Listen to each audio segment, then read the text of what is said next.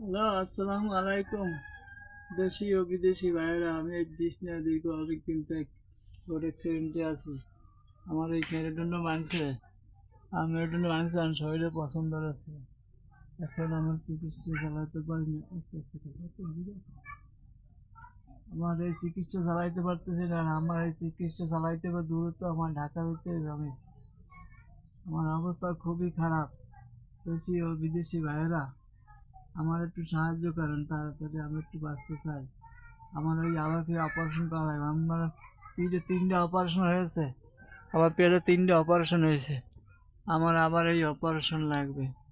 এখন আমি এই টাকা বিনিময়ে অপারেশন করতে পারতেছি না। আমি বিছনায় ঢুকে ঢুকে শেষ হয়ে যাইতেছে। বিদেশি ভাইরা, আমার একটু দূরত্ব, আমার একটু সাহায্য করেন।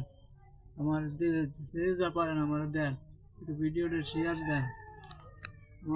আমার অবস্থা খুবই খারাপ, আমার ঢাকা যাওয়া লাগবে, অপারেশন করতে হবে। আমার পিঠে আরো 3-4 অপারেশন আছে, কারণ আবার অপারেশন লাগবে না। আমার সামনে আবার অপারেশন লাগবে।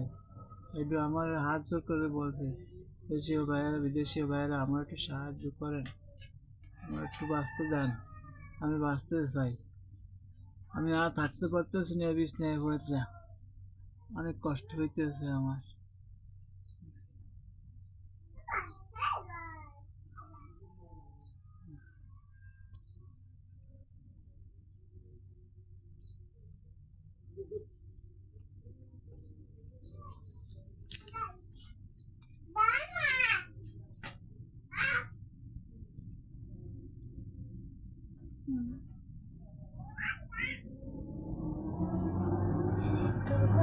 আসসালামু আলাইকুম।